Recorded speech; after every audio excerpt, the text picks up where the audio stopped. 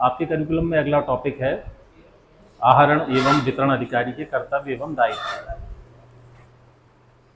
इसके विषय में थोड़ी बहुत जानकारी आपको पहले से होगी, आप लोग व्यावहारिक रूप से इससे परिचित भी होंगे।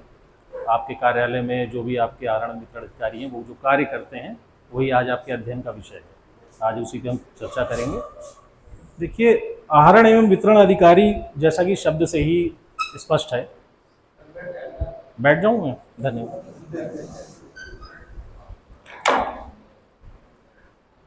आहरण एवं वितरण अधिकारी जैसा कि शब्द से स्पष्ट है कि हमारे कार्यालय के सबसे महत्वपूर्ण अधिकारी होते हैं वित्तीय मामलों में। किसी भी प्रकार का कोई वित्तीय लेन देन उन्हीं की अनुमति से किया जाता है, संचालित किया जाता है।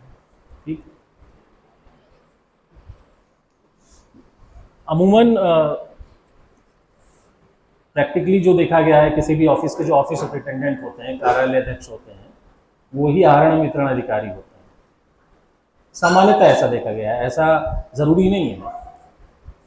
कुछ ऑफिसेज या कुछ कार्यालय ऐसे होते हैं जिसमें कार्यालय अध्यक्ष के पास कार्य का क्रेज अधिक होता है, कार्यबोझ होता है, व्यस्तता अधिक होती है। उस दशा में वो अपने अधीनस्थ किसी राजपत्रित अधिकारी को जो सक्षम हो उसको आहरण वितरण अधिकार प्रदान करते हैं और आहरण वितरण अधिकारी के रूप में कर्तव्यों का संचालन वो अधीनस्थ राजपत्रित अधिकारी करते हैं। ठीक। देखिए, 1973 से एक व्यवस्था प्रारंभ की गई थी सरकार के द्वारा कि जो प्रशासनिक विभाग है, सुन लीजिए, अभी मैं जब नोट करने लायक पॉइंट होगा मैं बता दूंगा आपको। ठीक है, पहले सुन लीजिए, कोई महत्वपूर्ण पॉइंट होगा तो मैं नोट कराऊंगा आपको उस टाइम में। 1973 में एक शासनादेश सरकार ने किया था जिसमें प्रशासनिक विभागों को ये अधिकार प्रदान किया गया था कि वो अपने स्वविवेक से अपने अधीनस्थ किसी कार्यालय अध्यक्ष को अथवा अन्य किसी राजपत्रित अधिकारी को आहरण वितरण अधिकारी के रूप में वो नामित कर सकते थे, घोषित कर सकते थे।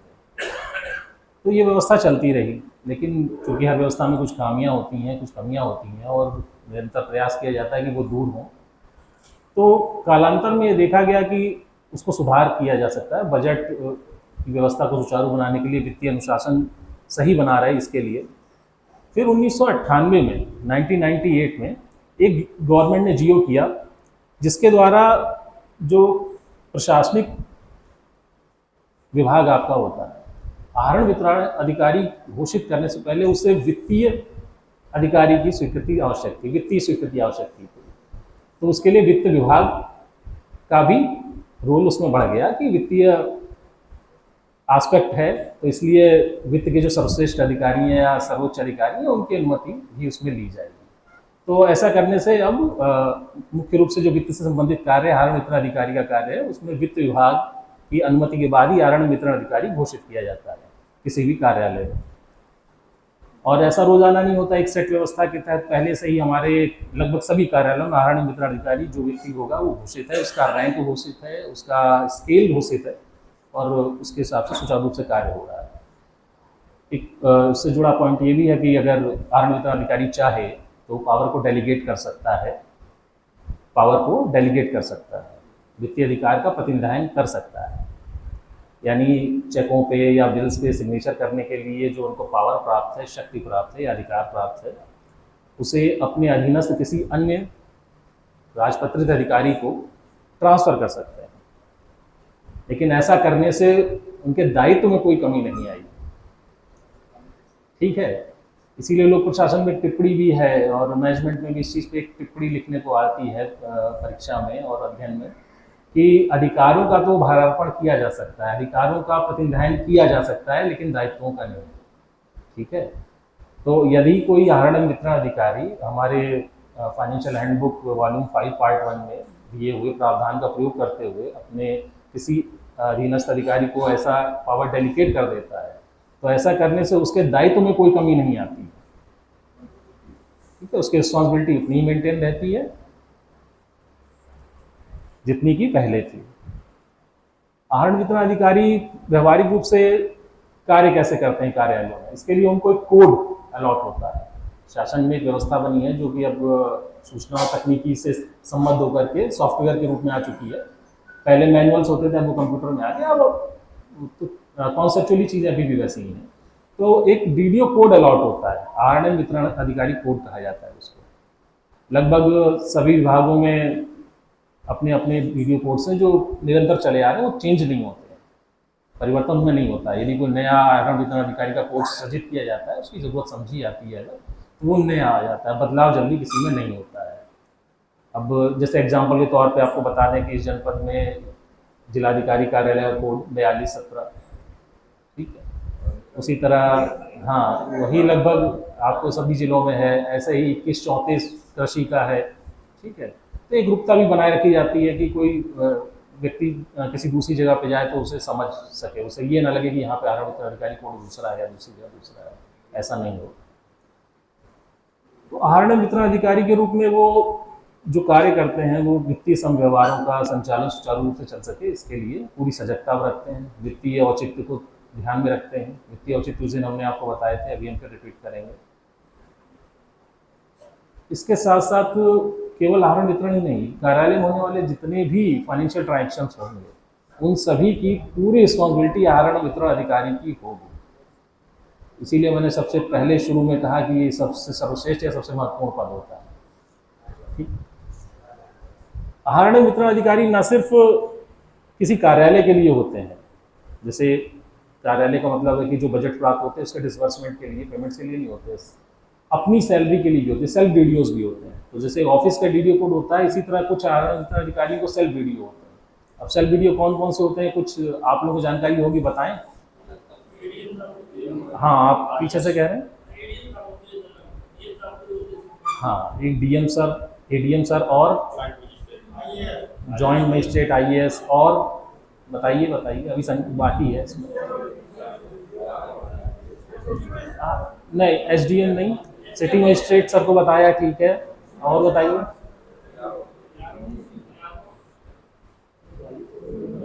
ठीक है, और बताते हैं। पुलिस विभाग के एग्जांपल दीजिए। एसपी, हाँ, सभी जजेस होते हैं। सभी जजेस को भी क्लैरिफाई करेंगे, कौन से सभी जजेस। एसपी सर मतलब सुपरिटेंडेंट ऑफ पुलिस। और डिस्क्राइब करिए, आपने तो अपने डिपार्टमेंट का बताया। वित्त लेखा सेवा के अधिकारी, ठीक है, वित्त लेखा सेवा के अधिकारी भी। सीडीओ, यस, जो जॉइंट मजिस्ट्रेट का जो रैंक है वो सीडीओ का, आईएएस का, ठीक है। तो इस तरह एक जनपद में आप लोगों ने स्वयं ही बताया कि काफी आहार वितरण अधिकारी होते हैं जो स्वयं के लिए भी डीडीओ है, सेल्फ डीडीओ होते हैं। जिसमें मैं अब समराइज कर देता हूँ कि जिलाधिकारी महोदय आईएएस, आईपीएस, आईएफएस। क्लास 1 का मतलब जब पूछा जाए तो आप ये 3 बताएंगे। क्या? आईएएस, आईपीएस और आईएफएस। आईएएस मतलब भारतीय प्रशासनिक सेवा, भारतीय पुलिस सेवा, आईपीएस, और आईएफएस यानी भारतीय वन सेवा, ठीक है। इनकी वेतन पर्चियां भी अलग अलग जगहों से जारी की जाती हैं। जैसे कि आप लोग हैं, आप सबॉर्डिनेट स्टाफ हैं, तो आपकी वेतन पर्ची आपके कार्यालय अध्यक्ष जारी करते हैं, ऑफिस सुपरिटेंडेंट, डीडीओ जो होते हैं। लेकिन जो डीडीओ स्वयं है, जैसे आईएएस, आईपीएस और आईएफएस जो सेल्फ डीडीओ है, इनकी वेतन पर्ची अलग अलग जगहों से जारी होती हैं। आईएएस जो होते हैं आपके जिलाधिकारी महोदय, इनकी इरला पर्ची प्रकोष्ठ जो है, वेतन पर्ची प्रकोष्ठ शासन में वो जारी करता है। आपने सुना भी होगा कभी कभी बातचीत में इरला चेक अनुभाग। तो आईएएस ये शासन में, उत्तर प्रदेश शासन में एक अनुभाग है जो भारतीय प्रशासनिक सेवा के जितने भी अधिकारी हैं उनका वेतन पर्ची जारी करने के लिए लायबल है, दायित्व उसके पास है। आईपीएस जो होते हैं, पुलिस सेवा के जो अधिकारी होते हैं, भारतीय पुलिस सेवा के, उनकी वेतन पर्ची इरला नहीं जारी करता, वो पुलिस मुख्यालय से, पीएचक्यू से जारी होती है, ठीक है। आप नोट कर सकते हैं ये पॉइंट। आईपीएस का पीएचक्यू से आप लिख लीजिए, आईएएस के आगे लिख लीजिए इरला वेतन पर्ची प्रकोष्ठ, इरला चेक अनुभाग, वेतन पर्ची प्रकोष्ठ, उत्तर प्रदेश शासन। वेतन पर्ची प्रकोष्ठ कहा जाता है, और इसका जो फेमस नाम है इरला चेक अनुभाग कहा जाता है इसे, उत्तर प्रदेश शासन में ये है। आईएएस के वेतन पर्ची निर्गत करने का दायित्व इसी अनुभाग के पास है।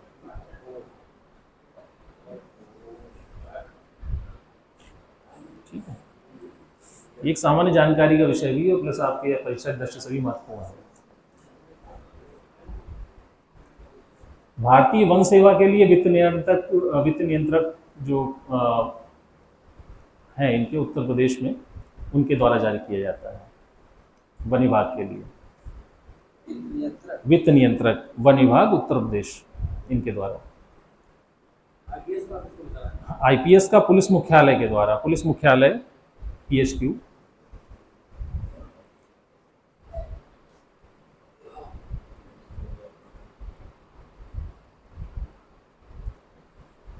ये तो क्लास 1 की बात हो गई, तो क्लास 1 के ऑफिसर साहब ने बताया। इसके अलावा जो आपने जजेस बताए थे यहाँ पे कि ऑल जजेस, तो ऑल जजेस को थोड़ा और क्लेरिफाई कर देंगे। इसमें उच्चतर न्यायिक सेवा HJS, उच्चतर न्यायिक सेवा के जो अधिकारी होते हैं उनकी वेतन पर, वो क्लास 1 होते हैं, उनको सेल्फ वीडियो कोड अलॉट होता है। ये सारा रेफरेंस सेल्फ वीडियो के संदर्भ में हम बता रहे थे ना।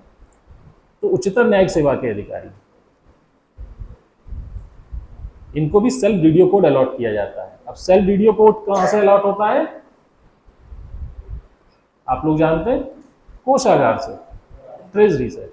जो वीडियो कोड आपका कार्यालय प्रयोग करता है ये तो आपको शासन से अलॉट होता है, लेकिन जो अब सेल्फ वीडियो कोड है वो जनपद स्तर पर कोषागार द्वारा अलॉट किया जाता है, क्योंकि ये नियत नहीं होते हैं। जनपद में संख्या घटती या बढ़ती रहती है अधिकारियों की, तो इस दशा में नए कोड्स का सृजन भी करना पड़ता है। तो कोषागार द्वारा किस अधिकारी को सेल्फ वीडियो कोड कौन सा दिया जाएगा, ये कोषागार द्वारा तय किया जाता है। उनके कार्यालय के सहयोग समन्वय से ही ये कार्य किया जाता है। जैसे कि कोई जनपद में जज महोदय का ट्रांसफर हो गया, तो उनकी जगह पर जो नए जज आते हैं तो उनको वही कोड दे दिया जाता है जो उनकी जगह पर ट्रांसफर होकर के आए हैं नए जज। इसके अतिरिक्त भी इस सेल्फ वीडियो की व्यवस्था में 3 और सेवाएं होती हैं जो कि अपने स्टार्ट में, अपने शुरुआत में तो सेल्फ वीडियो की पात्र नहीं होती हैं, लेकिन जब उनका प्रमोशन हो जाता है, पदोन्नति हो जाती है और वो समूह काम में पहुंच जाते हैं, तब उनको भी सेल्फ वीडियो कोड अलॉट हो जाता है। ऐसी कौन सी सेवाएं हैं आप लोग मुझे बताएं, मैं कुछ आपको पता होगा पहले से। बताइए, आप लोगों ने कुछ बताया है उसी से जुड़ा हुआ ही है। Correct correct. देखिए, पहला इन्होंने सबसे सही बताया कि जो प्रांतीय सिविल सेवा की कार्यकारी शाखा है, जिसे सरल भाषा आप लोग SDMs कहते हैं, सीधी भर्ती के थ्रू जो हमारे उप जिलाधिकारी नियुक्त होते हैं, उसके लिए कई शब्द है, कार्यकारी शाखा कहा जाता है। उत्तर प्रदेश सिविल सेवा कार्यकारी शाखा, ये जब प्रमोट होते हैं और समूह काम में पदोन्नत होते हैं तो इनको भी सेल्फ वीडियो कोड अलॉट कर दिया जाता है। ठीक है, तो पहला आप लिख लीजिएगा, उत्तर प्रदेश प्रांतीय सिविल सेवा की कार्यकारी शाखा प्रमोट होने के बाद जब समूह काम में आते हैं तब सेल्फ वीडियो कोड के पात्र होते हैं। दूसरे होते हैं उत्तर प्रदेश वित्त लेखा सेवा के अधिकारी, जब ये प्रमोट होते हैं, अब समूह काम में आते हैं, तो उनको भी सेल्फ वीडियो कोड अलॉट होता है। और तीसरे उत्तर प्रदेश न्यायिक सेवा, न्यायिक सेवा जब प्रमोट होकर के सेल्फ वीडियो कोड वो प्राप्त करते हैं, प्रमोट होते हैं उसके बाद, शुरू में नहीं इनको अलॉट होता है सेल्फ वीडियो। उत्तर प्रदेश प्रांतीय सिविल सेवा की कार्यकारी शाखा, प्रांतीय सिविल सेवा कार्यकारी शाखा, दूसरी उत्तर प्रदेश वित्त और लेखा सेवा, और तीसरी उत्तर प्रदेश न्यायिक सेवा। ये 3 संवर्ग के अधिकारी पदोन्नति के पश्चात जो समूह काम में आते हैं तो इनको स्वयं आहरण वितरण अधिकारी या सेल्फ वीडियो कोड अलॉट किया जाता है। और इनकी भी वेतन पर्चियां कहाँ से निर्गत होती हैं, जहाँ से अभी मैंने आपको बताई नहीं। हाँ, जैसे कि प्रशासनिक सेवाओं के लिए हमने बताया था रिला चेक अनुभाग से, तो जो प्रांतीय सिविल सेवा के लोग हैं उनको रिला चेक अनुभाग से, उत्तर प्रदेश न्यायिक सेवा के अधिकारियों की वेतन पर्ची और उच्चतर न्यायिक सेवा के अधिकारियों की वेतन पर्ची शिविर कार्यालय प्रयागराज से जारी होती है, प्रयागराज से शिविर कार्यालय से। ये ऐसे फैक्ट्स हैं जो चेंज नहीं होते हैं, ये लंबे समय से महत्वपूर्ण है, हमेशा से यही होता रहा है। वहीं पे इसके लिए कार्यालय स्थापित है, यही शब्द है उनके लिए, शिविर कार्यालय प्रयागराज। शिविर कार्यालय कोषागार निदेशालय का शिविर कार्यालय ये है, प्रयागराज में स्थित है। और उत्तर प्रदेश वित्त लेखा सेवा के अधिकारी, इनका भी वेतन पर्ची शिविर कार्यालय कोषागार निदेशालय प्रयागराज से ही जारी होता है। क्योंकि कोषागार निदेशालय लखनऊ में अवस्थित है, तो इसलिए प्रशासनिक सुविधा से और एग्जीक्यूशन के आसानी के लिए इसको इसका एक शिविर कार्य कैंप ऑफिस बनाया गया, वो प्रयागराज में है। वहीं से ये कार्य संपादित किया जाता है। ठीक है, नोट कर लिया आप लोगों ने। अब पूछिए।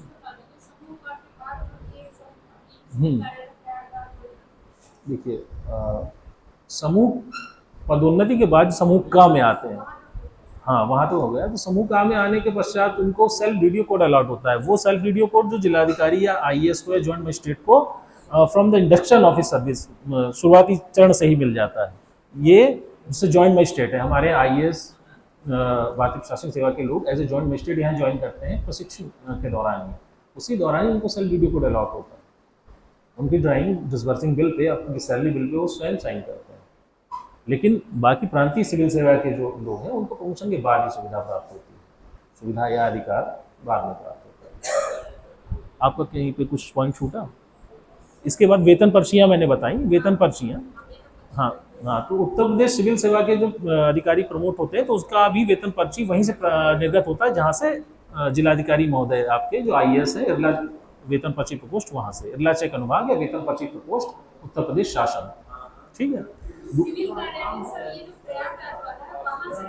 ठीक है। सिविल कार्यालय उत्तर प्रदेश प्रयागराज से जो वेतन पर्ची जारी होती है, पहला लिखा था उत्तर प्रदेश वित्त और लेखा सेवा के अधिकारियों की। उत्तर प्रदेश वित्त लेखा सेवा, जिनको आप फाइनेंस ऑफिसर्स कहते हैं, अपने यहाँ अकाउंट ऑफिसर्स कहते हैं। उत्तर प्रदेश वित्त एवं लेखा सेवा, इसका चयन भी आपकी उत्तर प्रदेश पीसीएस परीक्षा के थ्रू ही होता है। और एक और जो था वो उत्तर प्रदेश न्यायिक सेवा।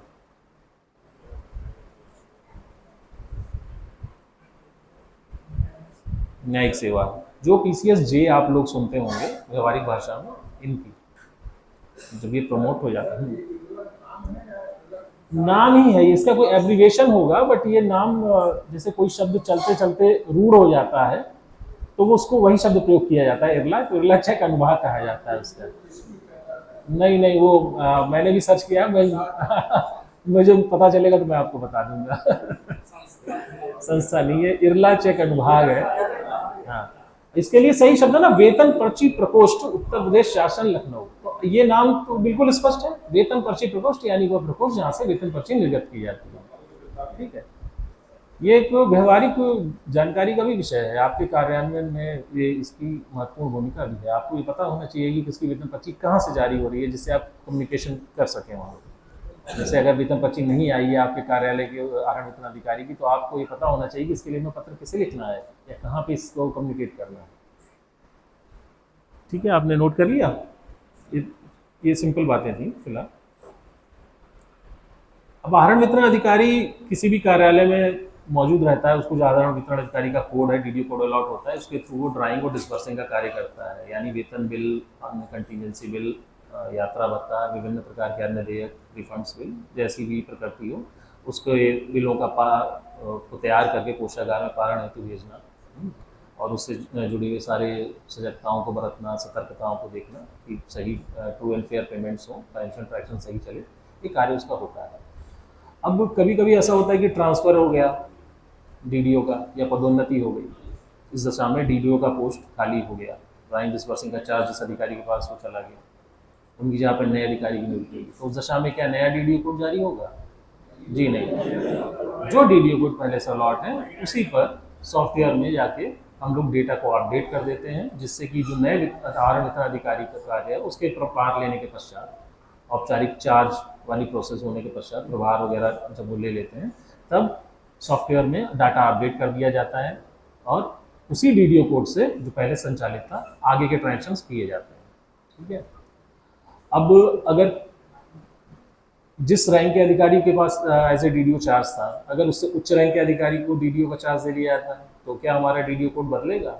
नहीं बदलेगा। उसी डीडीओ कोड से हमारे हायर रैंक के ऑफिसर्स को भी वित्तीय व्यवहारों का संचालन करने का निर्देश है, यानी डीडीओ कोड यहाँ भी सेम रहेगा और वो व्यक्ति भी कार्य कर सकता है। अगर डीडीओ किसी कम रैंक के ऑफिसर्स को नियुक्ति कर दी जाए वहाँ पर, उस दशा में क्या डीडीओ कोड हमारा बदलता है? तब भी नहीं बदलता, डीडीओ कोड हमारा सेम रहता है।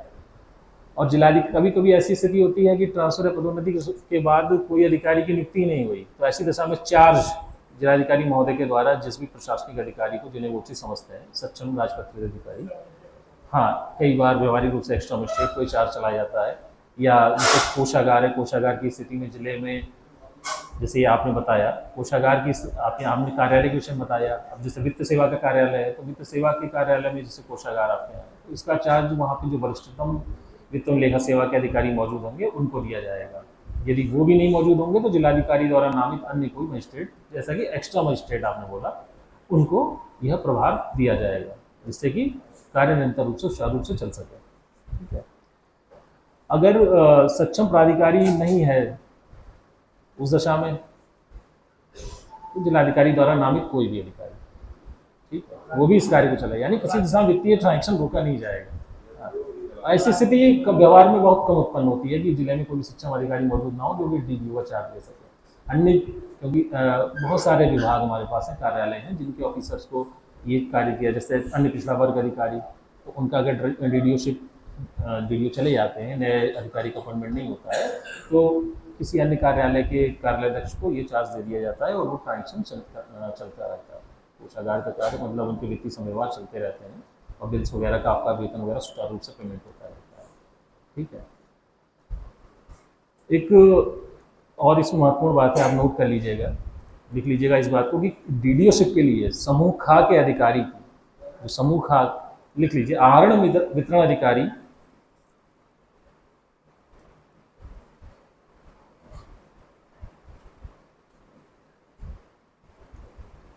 आहरण एवं वितरण अधिकारी हेतु समूह खा के वेतनमान में कम से कम 5 वर्ष की सेवा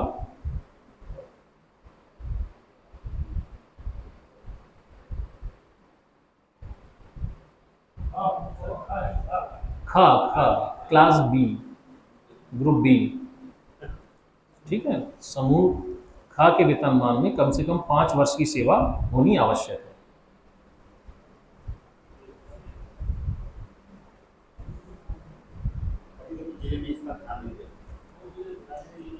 नहीं होता है, आपकी बात भी ठीक है, क्योंकि मैंने भी व्यवहारिक रूप से इस चीज़ को देखा है, लेकिन इस देखिए, अब मैं स्टार्ट में भी ये बात बताया था आपको कल परसों क्लास में, कि हमारा उद्देश्य किताबों को फॉलो करना नहीं है, हमारा उद्देश्य काम संचालित करना है, कार्य करना है। जैसा ही बताया ना, जिलाधिकारी महोदय द्वारा अपने सुविवेक से स्थिति को देखते हुए, इमरजेंसी की स्थिति में देखते हुए, किसी भी ऑफिसर को कोई भी कार्य दिया जा सकता है, बशर्ते उसके लिए कोई बहुत तकनीकी योग्यता की जरूरत ना हो। प्रशासनिक कार्य, जैसे मान लिया प्रशासनिक अधिकारी मेडिकल में नहीं मौजूद है, मेडिकल कॉलेज में या आपके सीएमओ ऑफिस में प्रशासन के नाम पे अगर कोई व्यक्ति नहीं उपयुक्त है, तो वहाँ पे डॉक्टर्स से कार्य कराया जाता है। नहीं होता है तो जिलाधिकारी, उप जिलाधिकारी को एक्स्ट्रा मजिस्ट्रेट को चार्ज देते हैं। कोषागार का चार्ज भी कई बार एक्स्ट्रा मजिस्ट्रेट्स के पास रहा है विगत वर्ष में। तो उद्देश्य क्या है? उद्देश्य प्रशासन का है कि हमारे कार्य सुचारू रूप से चलते रहें।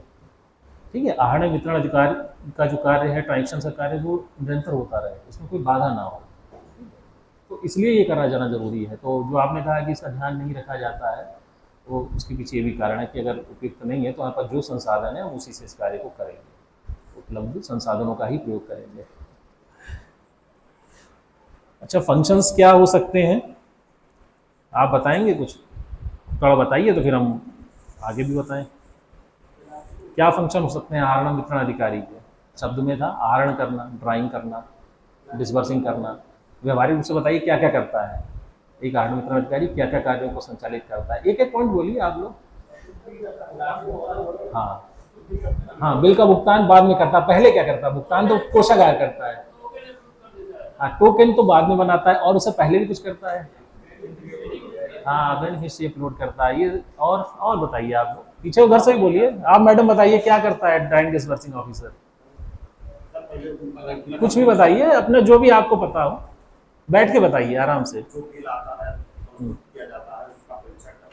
हाँ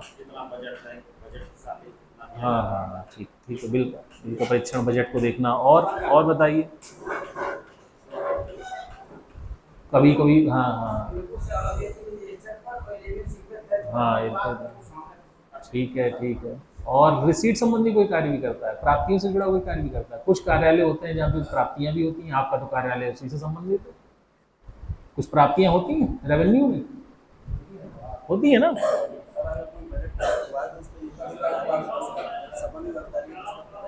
हाँ, ठीक है, ये भी पॉइंट है। रिसीट का सेक्शन भी इसमें है, इस बात को ध्यान रखिएगा। तभी मैंने आपसे पूछा कि आहरण वितरण अधिकारी क्या करता है। केवल आहरण और वितरण ही नहीं करना है, यहाँ पे प्राप्ति पक्ष भी है। आहरण वितरण अधिकारी का कार्य केवल ड्राइंग और डिसबर्सिंग तक ही सीमित नहीं है।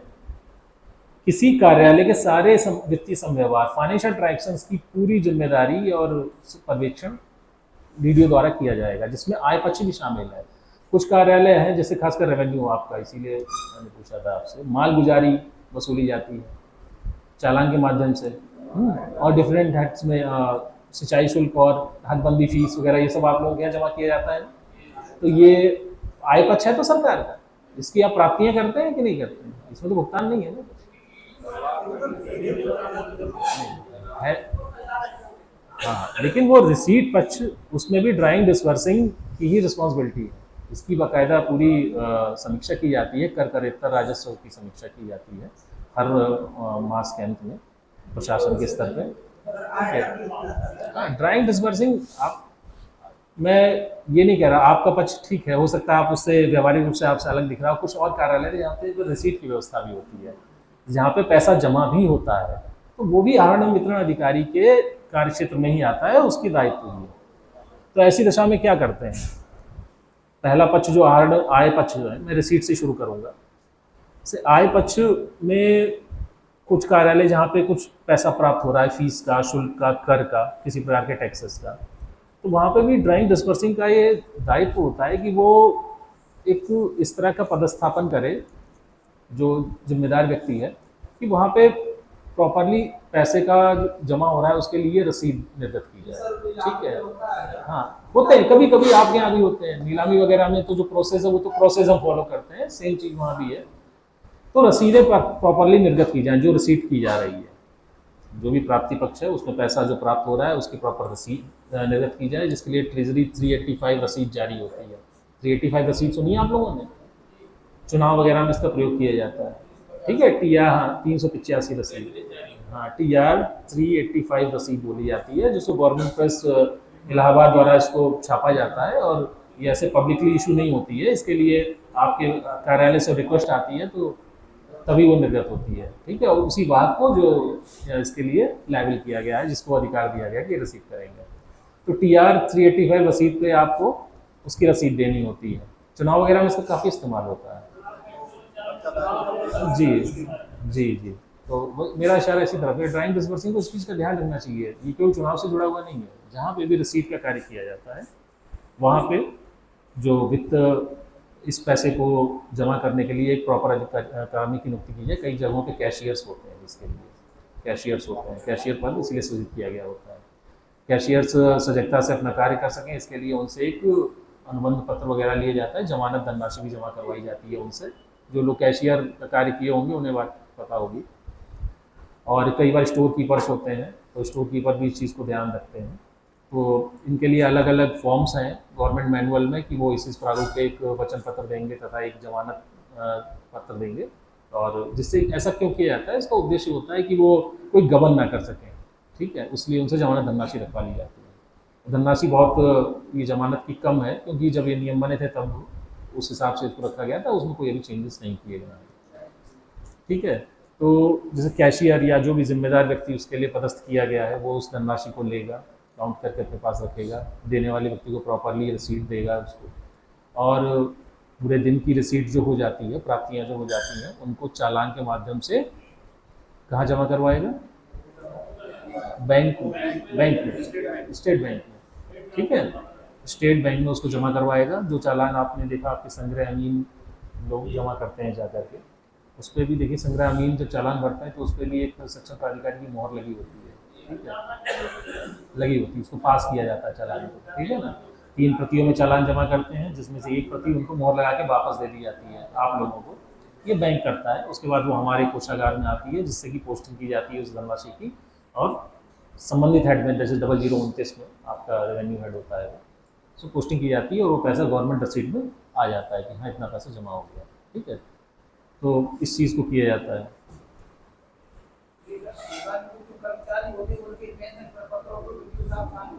हाँ, अभी मैं आय पक्ष की बात कर रहा था, मैं भुगतान की तरफ नहीं पहुंचा हूँ। ठीक है, हम एक पक्ष से चलते हैं, तो रिसीट साइड में यह चीज़ की जाती है। तो अगर आपसे कोई पूछा जाए तो कि मतलब तो आप रिसीट पक्ष में 4-5 पॉइंट्स लिख सकते हैं। ठीक है, कि जो पैसा जमा होते हैं उसके लिए कैशियर या शोर कीपर की नियुक्ति की जाती है। कैशियर शब्द आप प्रयोग करिएगा, और वो पैसे को लेंगे, उसको काउंट करके रखेंगे, प्रॉपर रसीद देंगे। रसीद भी इस तरह की देंगे कि जिसमें दोनों तरफ कार्बन का प्रयोग किया जाएगा। आपने देखा होगा रसीदों में अक्सर दोनों तरफ का carbon, double sided carbon use किया जाता है। इसके अलावा जो रसीद देंगे उसकी ऑफिस कॉपी आपके पास भी होगी, और इस पैसे को जो है इसको कैश बुक में एंट्री भी कर लिया जाएगा, इसलिए कैश बुक बनी होती है। जहाँ रसीद का कार्य है वहाँ कैश बुक जरूर होती है। ठीक है, उस पैसे को हम स्टेट बैंक में अगले दिन जमा कर देंगे। एक पॉइंट ये मैं क्लियर करता चलूँ, पिछली क्लासेस में हमने बताया था कि आरबीआई हमारे बैंक के संग काम करने लगा, स्टेट बैंक से काम हटा लिया गया है या हट गया है। तो यह केवल पेमेंट साइड के लिए था। ठीक है, रसीद अभी भी स्टेट बैंक में ही जमा की जाती है।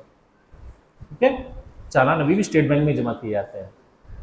आरबीआई के द्वारा जो अब जो पेमेंट होते हैं, आप वीडियो पोर्टल पे जो आप चेक अपलोड करते हैं कोषागार, अब उसका चेक पेमेंट साइड का केवल आरबीआई को भेजता है। ठीक है, उसके लिए ई कुबेर व्यवस्था चालू हो गई है। ठीक है, हम आगे उसके बारे में आपको कुछ लिखा भी देंगे।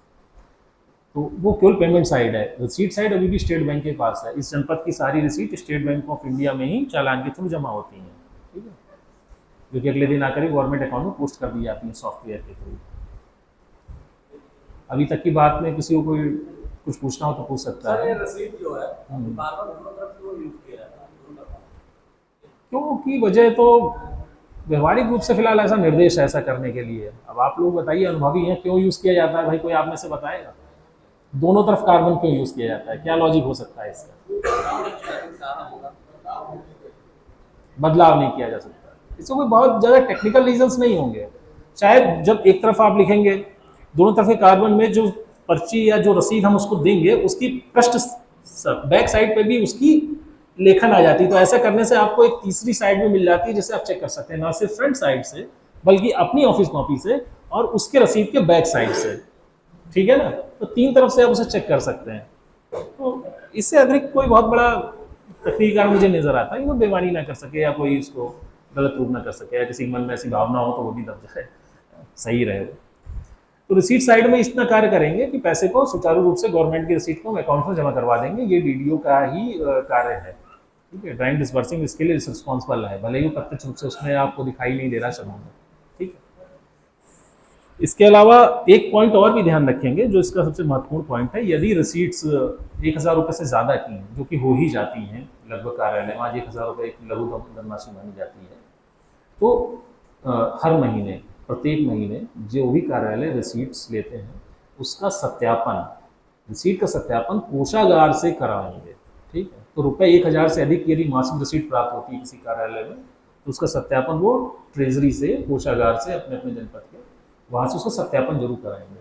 तो उसमें तिथिवार धनराशियाँ लिखी होती हैं कि इस हेड में इस तिथि में इतनी धनराशि जमा होगी, उसका सत्यापन किया जाता है। जैसे आपके रजिस्ट्रेशन कार्यालय है, रजिस्ट्री विभाग, यहाँ पे जो रजिस्ट्रेशन शुल्क जमा होता है दिन प्रतिदिन, उसका मासिक सत्यापन कोषागार से किया जाता है। ट्रेड टैक्स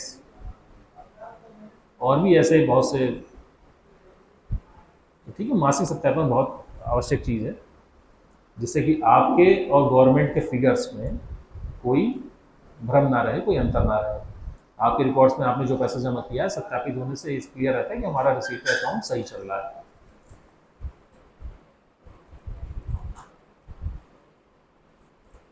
इसके बाद हम आते हैं पेमेंट साइड, जो आप लोग मेन फोकस कर रहे थे कि हमारे बिल बनाते हैं, टोकन अपलोड करते हैं, चेक्स होते हैं, ये सब कार्य आप बता रहे थे। पेमेंट साइड, ये सारे कार्य भुगतान पक्ष से जुड़े हुए हैं, पेमेंट साइड से जुड़े हुए हैं। ठीक, पेमेंट साइड में हमारा मुख्य कार्य होता है, सबसे पहले जो भी पेमेंट्स होंगे वो बिल्स के माध्यम से होते हैं। ठीक है, कितने प्रकार के बिल होते हैं, किस किस प्रकार के होते हैं बिल्स, क्या क्या क्या जैसे पेमेंट्स किए जाते हैं, आप ये बताइए, फिर बिल्स हम बता देंगे। जैसे पहला वेतन, वेतन से जुड़े, पहला वेतन बिल। तो वेतन बिल के लिए हम कौन सा फॉर्म प्रयोग करते हैं डीडीओ के द्वारा? फॉर्म 101, प्रपत्र संख्या 101। हाँ ठीक है, लिख लीजिए ये, इसको लिखते चलिए, भले आपको पता है, मैं लाइन से बता दूंगा। एक तरफ लिख लीजिए देयक प्रपत्र रिकॉर्ड कोड, देयक प्रपत्र रिकॉर्ड कोड, जिसे कि सरल भाषा में आप बिल फॉर्म कहते हैं। और दूसरी तरफ लिख लीजिए देयक प्रपत्र का नाम, देयक प्रपत्र का नाम, शुद्ध हिंदी में यही शब्द प्रयोग है। देयक हिंदी में बिल, बिल को ही कहा जाता है देयक।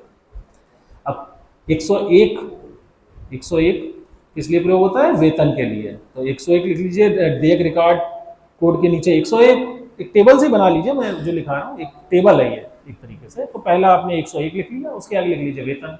दूसरा 102, ये किसके लिए प्रयोग होता है? फॉर्म 102, 101 लिख लिया आप लोगों ने पहले, हाँ वेतन। अब 102 किस लिए प्रयोग होता है आप बताएंगे? बहुत से लोगों को पता होना चाहिए, आपसे जुड़ा हुआ है ये। फॉर्म 102 का प्रयोग किस कार्य हेतु होता है? आप बिल बनाते हैं, फॉर्म 102 किस, नहीं वो तो मानक मत बता दिया आपने, कंफ्यूज नहीं हुई है, फॉर्म पूछ रहा हूं मैं। फॉर्म 101 होता है, उसके लिए तो वेतन देयक होता है। फॉर्म 102 देयक पूछ रहा हूँ, देयक फॉर्म के प्रारूप होते हैं। जब आपने देखा होगा बड़े बड़े फॉर्म्स मिलते थे गवर्नमेंट प्रेस से, उन फॉर्म्स को आप लोग फिलअप करते थे। जब से डीडीओ पोर्टल आया, आप A4 साइज के बिल्स को बना लेते हैं ना। फॉर्म कोड वहां भी पड़ा होता है ऊपर। फॉर्म नहीं मैं बताता हूँ। फॉर्म 102 है यात्रा भत्ता, टीए फॉर्म होता है 102, यात्रा भत्ता देयक फॉर्म 102 पे प्रयोग बनाया जाता है, उसका प्रयोग किया जाता है। अब इस समय ये एकदम डिजिटलाइज है, कंप्यूटराइज्ड है। आप फॉर्म 102 डीडीओ पोर्टल पे लॉगिन करके जैसे ही डिटेल्स फिलअप करेंगे, वो अपने आप ही प्रिपेयर करके प्रिंट निकाल देगा। 102 102 ठीक है। 103 हाँ 103 आकस्मिक कंटीजेंसी, आकस्मिक।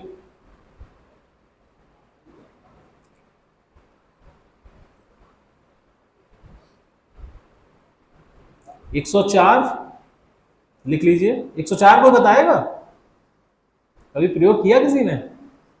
कम प्रयोग होता है, कुछ विशेष विभागों में इसका प्रयोग ज्यादा होता है। यह है निक्षेप वापसी एवं क्षतिपूर्ति। निक्षेप वापसी, हाँ ये आबकारी कार्यालय में इसका प्रयोग ज्यादा होता है और जुडिशरी कार्यालय में ज्यादा प्रयोग होता है। हाँ आबकारी विभाग और न्यायालय में इस तरह की मदें या ऐसे कार्य होते हैं जहाँ पे निक्षेप वापस करनी होती है, जमानत धनराशियाँ वापस करनी होती हैं, तो वहाँ पे इस फॉर्म का ही प्रयोग किया जाता है। फॉर्म 104 निक्षेप वापसी एवं क्षतिपूर्ति।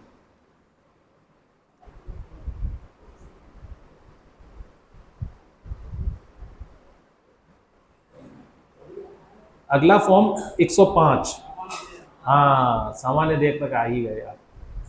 सामान्य देयक, इसका प्रयोग बहुतायत में किया जाता है वित्तीय प्रशासन में। सामान्य देयक में क्या क्या, जैसे सहायता अनुदान, ब्रैकेट में लिख लीजिए सामान्य देयक के ब्रैकेट में, सहायता अनुदान कौमा ऋण एवं अग्रिम। ऋण एवं अग्रिम। अब ये अग्रिम क्या है? Yes very good. आप लोगों को जो सबसे ज़्यादा यहाँ पे जीपीएफ के एम्प्लॉय मुझे दिख रहे हैं, आई होप होंगे सभी लोग, तो जीपीएफ जो आप अपना एडवांस लेते हैं कभी, तो उसके लिए ये आप सामान्य देयक का ही प्रयोग करेंगे। इसी पे ही बिल बना के कोषागार में प्रस्तुत किया जाएगा डीडीओ के द्वारा। ठीक है, बिल फॉर्म बहुत इंपॉर्टेंट है। कभी आप 102 पे अगर 105 का सब्जेक्ट का देख तैयार कर देंगे,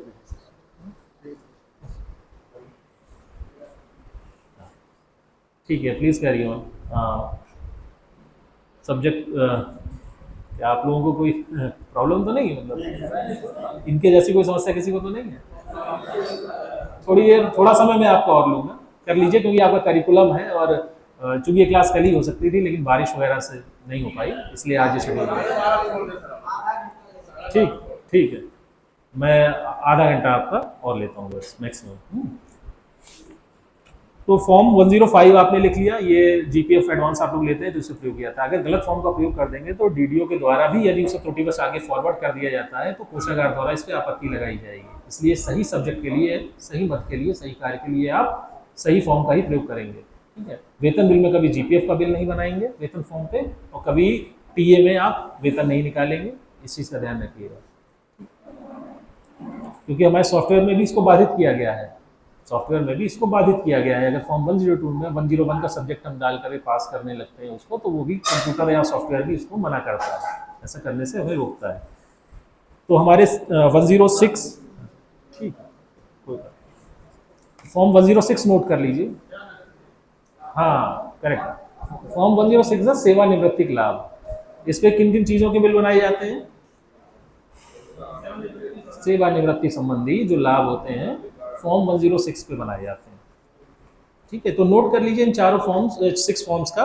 ये आपके बहुविकल्पी प्रश्न में भी, इसके अलावा आपसे अगर प्रश्न पूछा जाता है कि विभिन्न प्रकार के देयक या कोषागार देयक से आप क्या समझते हैं, विभिन्न प्रकार के देयकों के नाम बताइए, तो आप अपना उत्तर लिख सकते हैं। ठीक है, क्या क्या मतलब सावधानियां रखनी चाहिए बिल्स भरते समय, एक एक आप लोग बताएंगे तो मैं जल्दी से बता दूंगा, थोड़ा कुछ बताइए। हाँ ठीक है,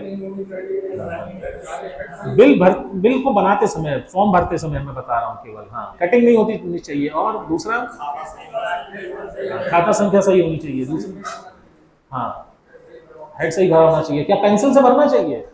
नहीं, स्याही से लिखा हुआ है, स्याही से भरना चाहिए इंस्ट्रक्शन है, तो स्याही मतलब पेंसिल या टाइप किया होना चाहिए। ठीक है, और इसके अलावा अंकों शब्दों दोनों में लिखा होना चाहिए।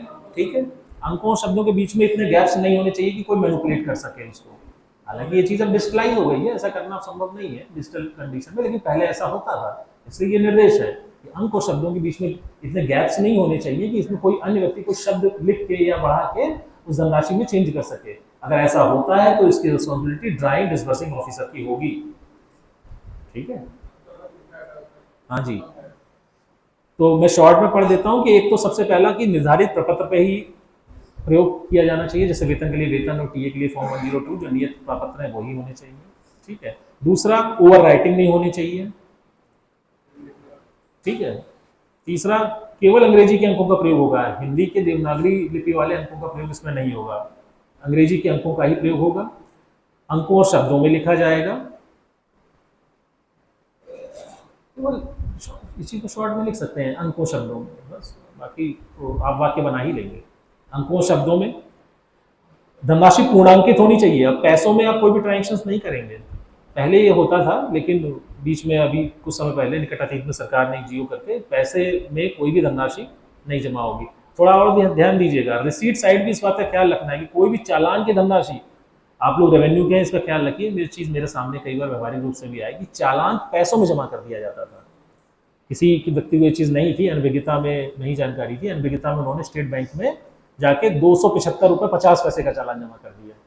तो जो 50 पैसे का चालान नहीं जमा होना है, ठीक है, रुपए में ही पूर्णांकित होकर रिसीट भी होगी और रुपए में ही पूर्णांकित पेमेंट भी होगा। अब पैसों में ट्रांजेक्शन नहीं होगा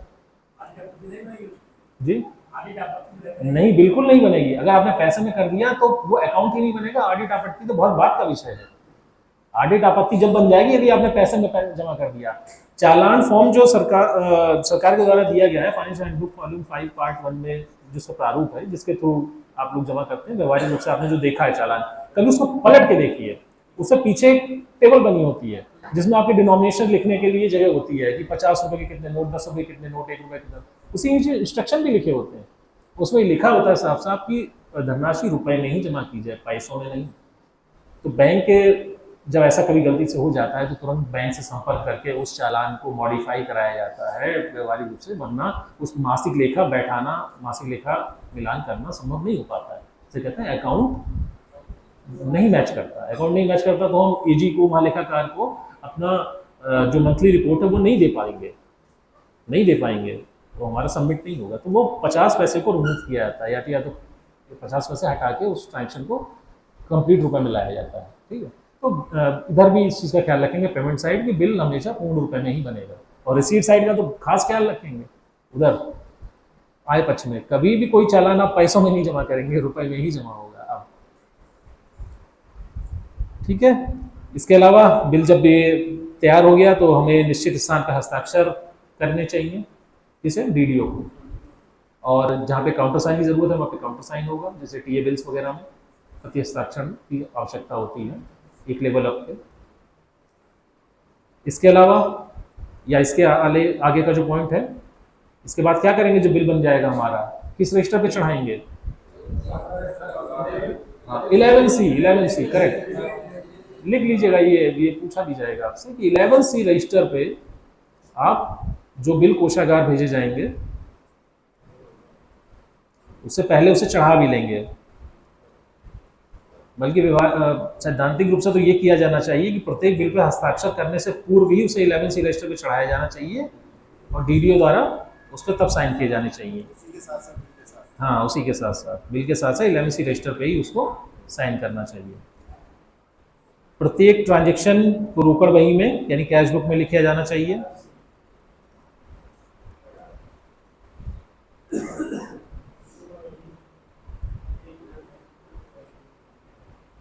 और मास के मतलब महीने के अंत में, मंथ के एंड में 11C रजिस्टर और कैश बुक दोनों को साथ रख के कोषागार से जो BM5 प्राप्त होता है, जिसे आप मंथली रिकंसिलेशन स्टेटमेंट के नाम से जानते हैं, मंथली रिकंसिलेशन स्टेटमेंट होता है। जो लोग अधिष्ठान में काम नहीं किए हैं उनको हम बता दें, ये रिकंसिलेशन स्टेटमेंट आपके एक महीने में किए गए ट्रांजेक्शन्स का विवरण होता है। उसमें सारे बिल और सारे बिल्स जो आपने पुटअप किए होते हैं, कोषागार में पारण हेतु प्रस्तुत किए होते हैं, उनका अंकन होता है। क्रम संख्या भी होती है, हेड भी होता है, धनराशि भी होती है, जितना धनराशि उसमें ट्रांसफर हुई है कहीं बाई टीसी वो भी होता है, डेट भी होती है, तो पूरा विवरण होता है। जी ग्रांट नंबर भी होता है, अनुदान संख्या, ठीक है। इसके अलावा सारे बिल होते हैं, सारे मतलब वेतन भी, टीए भी, जीके बिल यदि कोई पड़ा है, वो सब कुछ उसमें होता है। तो यानी किसी कार्यालय का फाइनेंशियल ट्रांजेक्शन अगर हमें जानना है तो हम उससे सिर्फ उससे रिकंसिलिएशन शीट उसकी मांग लेंगे, तो हमें काफी कुछ पता चल जाएगा पेमेंट साइड का, एक महीने में इतने बिल पड़े। हाँ तो ये BM5 कहते हैं इसको। हाँ BM5 कहते हैं इसको, बजट मैनुअल 5, BM5, जहां भी BM शब्द है वो बजट मैनुअल के लिए है।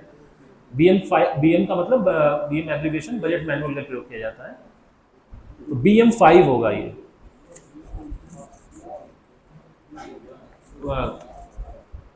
नोट किया आप लोगों ने? ये रिकंसिलेशन शीट कहते हैं इसको,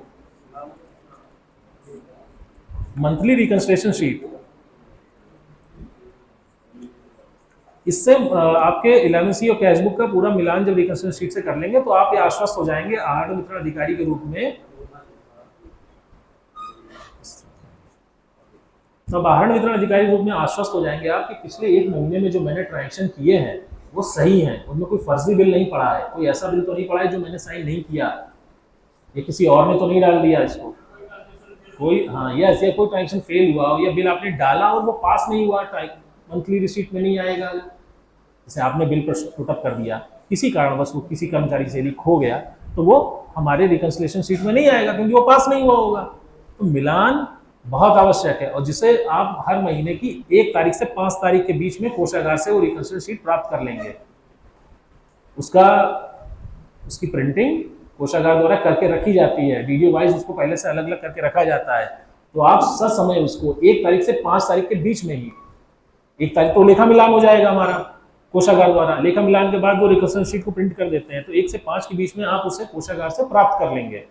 जब प्राप्त कर लेंगे तो 5 तारीख को ही आपने वित्तीय ट्रांजेक्शनों का मिलान कर लेंगे, किससे?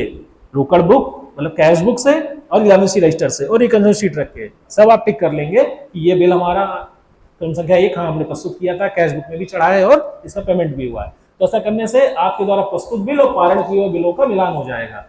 कोई भी बिल इसमें अगर गलत पाया जाता है तो तुम कोषागार से संपर्क करेंगे कि ये बिल हमने प्रस्तुत नहीं किया, कैसे पारित हुआ, या ये बिल हमने प्रस्तुत किया था तो ये पारित क्यों नहीं हुआ, तो उसको ट्रेस आउट किया जा सकेगा। ठीक है, ओके। और अगर ऐसी कोई स्थिति नहीं है, सारे बिल आपके मैच कर गए हैं, तो आप फिर अपने विभागाध्यक्ष को जो रिपोर्ट भेजते हैं, BM4 पे भेजते हैं ना, अपने विभागाध्यक्ष को जो अधिष्ठान में काम किए हैं बताएंगे, BM4 पे एक रिपोर्ट भेजी जाती है विभागाध्यक्ष को, उसको आप 5 तारीख अथवा उसके बाद भेजते हैं।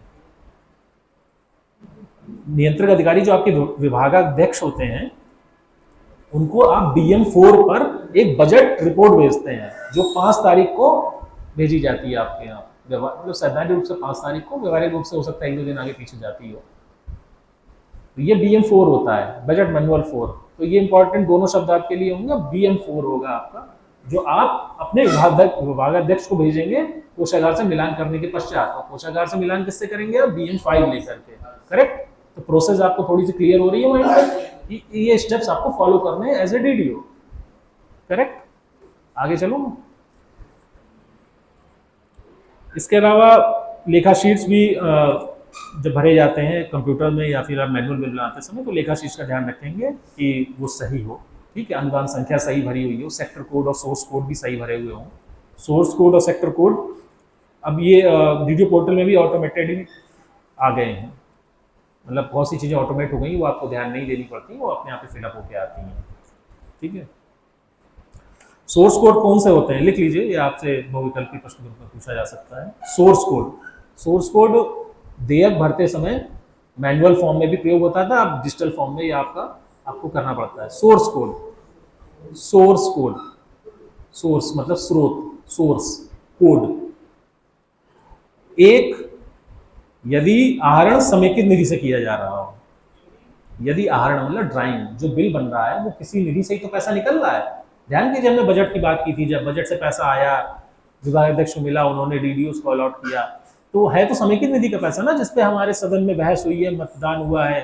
ठीक है, तभी तो पैसा आया। वो सारा पैसा यदि समेकित निधि का है, समेकित निधि कंसोलिडेटेड फंड का। ओके, तो सोर्स कोड 1 का प्रयोग होगा फॉर्म में, 1 का, जब समेकित निधि से आहरण हो रहा हो। ठीक है, तो लिख लीजिए 1 समेकित निधि से आहरण होने की दशा में प्रयोग होगा। नंबर 2, कुछ रहेगी आप लोग? हाँ, सोर्स कोड 1 का प्रयोग किया जाएगा जब समेकित निधि से आहरण हो रहा होगा, कंसोलिडेट फंड से। सोर्स कोड 2 उसका प्रयोग होगा जब आकस्मिकता निधि, कंटीजेंसी फंड से आहरण हो रहा हो। और सोर्स कोड 3 आप बताएंगे तब मैं आगे बताऊंगा। 2 तो लिख लिया आपने ना, आकस्मिकता निधि से आहरण जब हो रहा हो, यानी पहला था समेकित निधि, दूसरा आकस्मिकता निधि, और तीसरा आप बताएं, क्योंकि आपसे जुड़ा हुआ है इसलिए मैं आपकी तरफ से प्रश्न। करेक्ट, आप लोगों ने तो कार्य किया है तब भी। देखिए हमारे फ्रेशर बैच से उत्तर आया। पब्लिक अकाउंट, लोक लेखा, नंबर 3 सोर्स कोड का प्रयोग किया जाएगा, लोक लेखा। तो यानी एग्जाम्पल के तौर पर बता देता हूं, जब आप GPF बिल ड्राइंग के लिए प्रस्तुत करते हैं, सामान्य भविष्य निधि का आहरण जब करते हैं, तो वहां पे सेक्टर कोड, सोर्स कोड का जो प्रयोग किया जाएगा, वहां पे 3 सोर्स कोड 3 प्रयोग करेंगे। क्यों? क्योंकि वो लोक लेखा का पैसा है। ठीक है, क्लियर हुआ आप लोगों को? जब GPF बिल आप डालते हैं तो वहां पे सोर्स कोड 3 प्रयोग होता है, वो इसी वजह से प्रयोग होता है। क्यों? क्योंकि वो लोक लेखा से धनराशि आहरित हो रही है।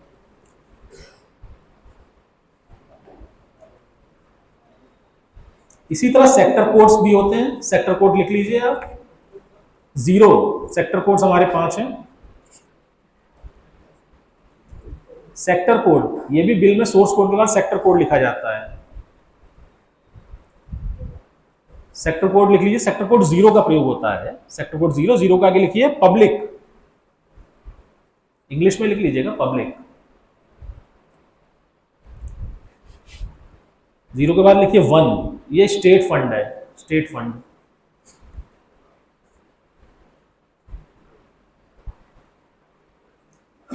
फिर 2 के आगे लिखिए डिस्ट्रिक्ट फंड,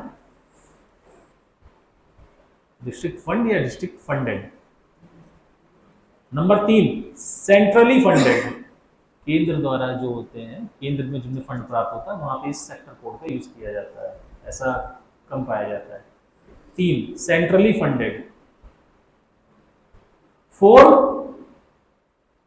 एक्सटर्नली फंडेड। 4 के आगे लिखा एक्सटर्नली फंडेड। एक्सटर्नल मतलब बाहरी, कोई स्रोत ऐसा कोई जिसका फंड का सोर्स बाहर से हो। 5 रिफंड 5 के आगे लिख लीजिए रिफंड। तो ये जो हमारे सेक्टर कोड थे, सेक्टर कोडों की संख्या तो 6 है, और ये 0 से शुरू होकर 5 तक है। ठीक है, नोट हो गए? ठीक। अब ये रिफंड का प्रयोग काफी होता है, जो अभी बात की थी आपने कि काम किया है डिपॉजिट में, तो वहां पे रिफंड बिल जब डाला जाता है, रिफंड कभी कभार जब सरकार से कोई धनराशि जो जमा की गई है वो वापस की जाती है तो वहाँ रिफंड बिल का प्रयोग होता है, तो रिफंड बिल में सेक्टर कोड ये वाला प्रयोग होगा। और इसके बाद एक सबसे महत्वपूर्ण चीज, जो मैनुअल वाले फॉर्म पे पहले से प्रिंट होती थी, वर्तमान वाले कंप्यूटराइज फॉर्म में ये प्रिंट होके नहीं आती है। क्या होता है उसमें, डीडीओ द्वारा एक डिक्लेरेशन दी जाती है। क्या डिक्लेरेशन दी जाती थी बताएंगे? एक प्रमाण पत्र दिया जाता था हर वित्तीय अधिकारी द्वारा हर बिल पे, जो कि बिल फॉर्म पे पहले से प्रिंट होता था।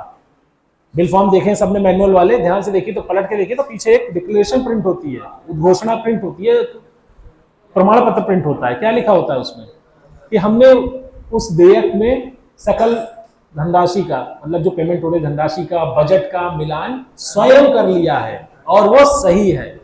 ठीक है, ये चीज उस पर लिखी होती थी। लेकिन जब डीडीओ पोर्टल से बिल प्रिंट होता है तो उस पर ये चीज अंकन नहीं होता है। तो कुछ कार्यालयों में ऐसी व्यवस्था है कि जहां पे इसको लिखवाया जाता है, कुछ जगह पे इसे बिना लिखे भी स्वीकार कर लिया जाता है, ये मानते हुए कि डीडीओ को जो डीएससी अलॉट है वो यूनिक है, वो टीडीओ कोड यूनिक है। तो ऐसी दशा में इससे दोबारा लिखवाए जाने का क्या औचित्य है? तो इसलिए इस पर थोड़ा सा डिस्प्यूट है अभी, है ना। तो जैसा भी प्रैक्टिकली पॉसिबल हो रहा है लोग कर रहे हैं, यानी कुछ लोग बिल पे नीचे प्रमाण पत्र लिख देते हैं, कुछ लोगों ने इसकी मुहर भी बनवा ली है तो वो व्हाइट प्लेस पे उस मुहर को लगा देते हैं।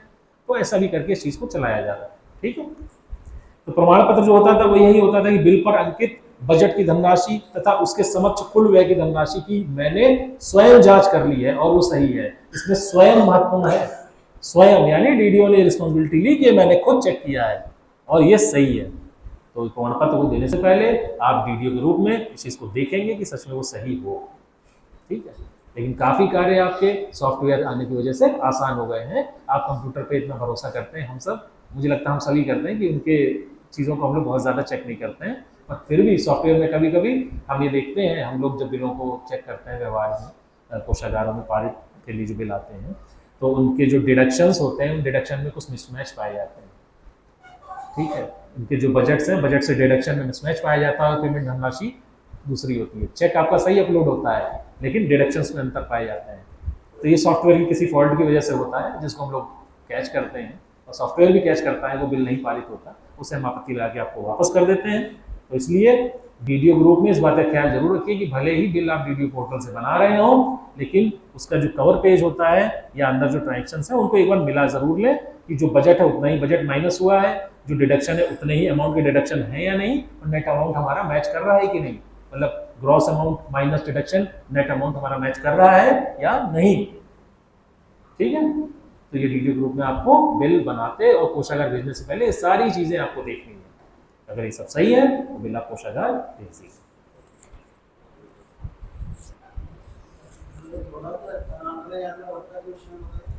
ये एक आपके यहाँ अलग ही टॉपिक है पूरा, जिसके लिए पूरी क्लास डिवोट करी जाएगी। पूरी क्लास ही होगी आज यात्रा भत्ता पे आपकी।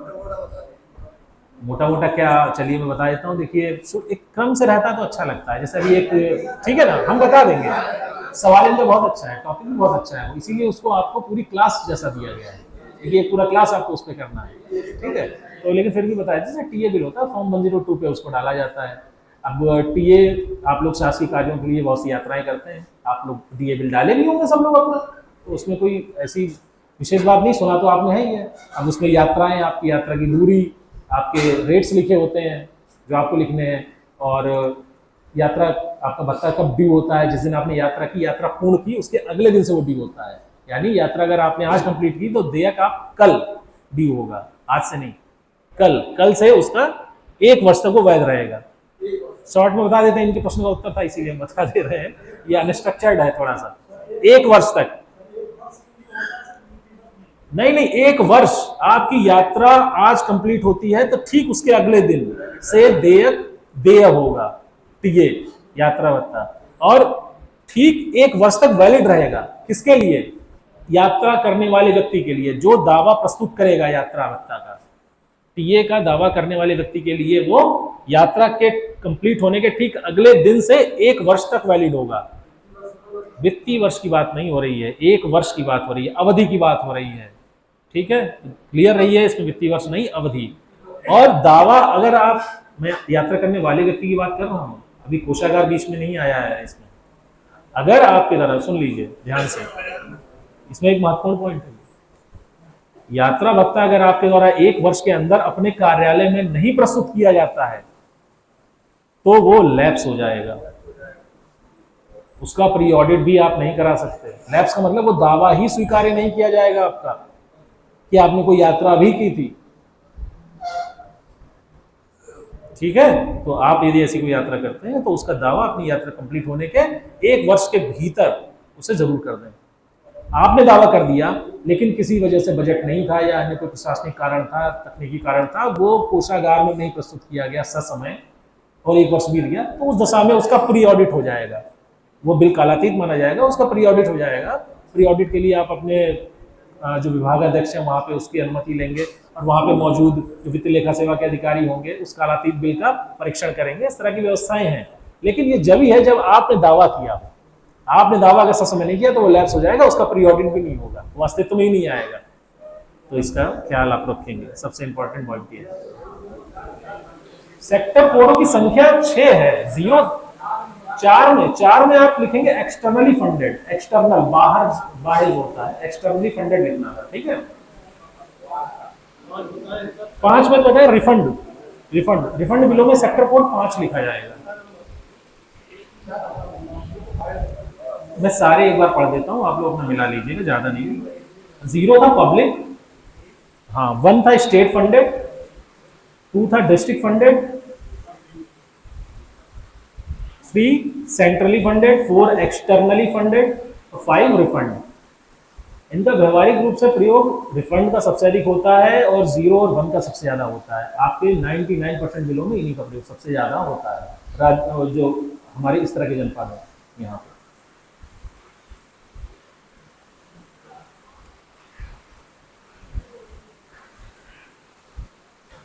अच्छा, डीडीओ को जो बिल बनाने पड़ते हैं वो विभिन्न प्रकार के होते हैं। तो आपने अभी फॉर्म्स के रूप में देखा जिसमें आपका अधिष्ठान होता है, तो अधिष्ठान में बिल आपका वेतन बिल होगा, यात्रा भत्ता होगा, इनको आकस्मिक बिल होगा, फॉर्म 103 पे भरा जाएगा, जो फॉर्म 104।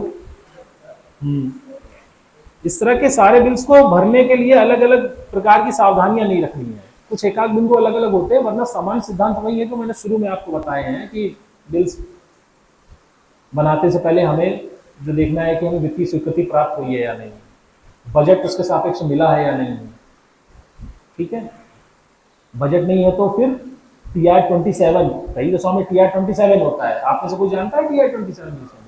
ट्रेजरी रूल 27 आपातकालीन परिस्थितियों में बजट उपलब्ध न होने की दशा में जिलाधिकारी की अनुमति से TR 27 रूल का प्रयोग करते हुए धनराशि आहरित कर ली जाती है, परंतु वो केवल आपातकालीन स्थिति में होती है। तो जो मद होती है वो भी आपातकालीन होनी चाहिए, किसी का वेतन भुगतान करने के लिए TR 27 का प्रयोग नहीं किया जाता।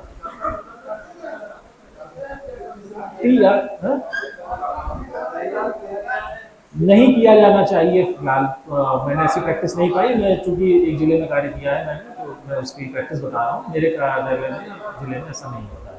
TR 27 का प्रयोग आपातकालीन परिस्थिति में होता है। तब अगर आपातकालीन परिस्थिति जिलाधिकारी का ये विवेक है, देखिए यदि उनको ऐसा आशय लगता है, ऐसा उनको विवेक से ऐसा सिद्ध होता है उन्हें, या उन्हें ऐसा फील होता है कि वास्तव में ये आपातकालीन स्थिति है कि इस व्यक्ति का वेतन इससे दिया जाना चाहिए, तो ये विवेक उनका है, तो इसको कोई टिप्पणी करना उचित तो नहीं है, ठीक है।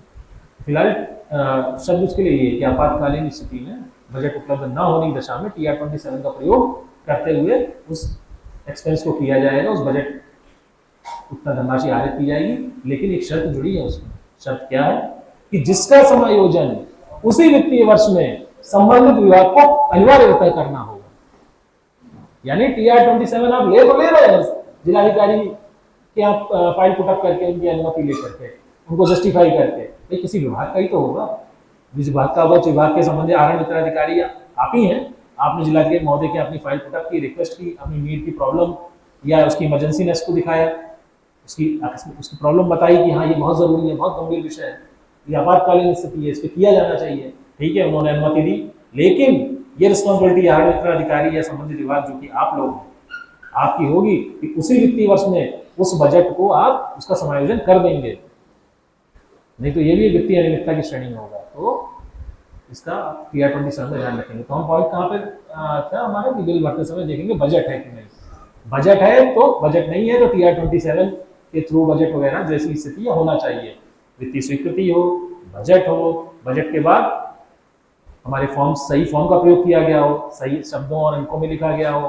ठीक है, और सही व्यक्ति को, यानी जो जो बेनिफिशियरी है वो सही होना चाहिए, उसका अकाउंट नंबर आप मैच कर लेंगे जिसको पेमेंट कर रहे हैं।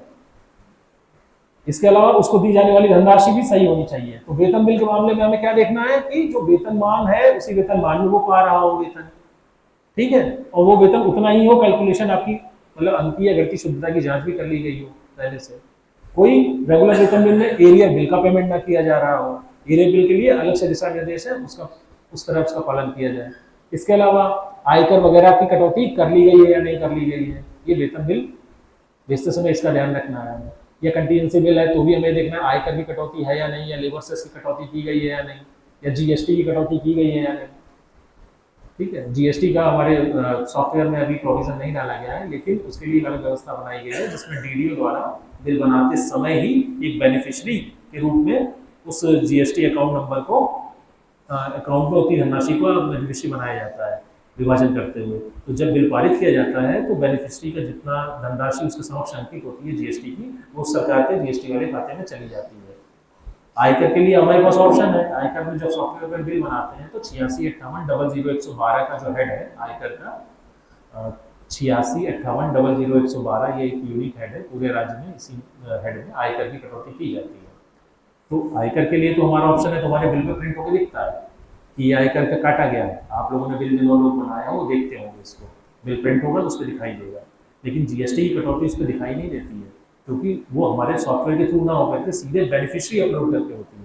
यानी जिस व्यक्ति को आप पेमेंट कर रहे हैं गैर वेतन में, जैसे सप्लायर वगैरह को, तो वहाँ पे जब आप उसके अमाउंट बेनिफिशियरी बनाएंगे तो वहाँ पे उतनी धनराशि को बाइफरकेट कर देंगे कि इतनी धनराशि अकाउंट होल्डर के खाते में और इतनी धनराशि जीएसटी की, तो उसका पेमेंट वहाँ के थ्रू होता है। तो पारित करते समय ऑटोमेटिक वो पैसा जीएसटी अकाउंट में चला जाता है, ठीक है।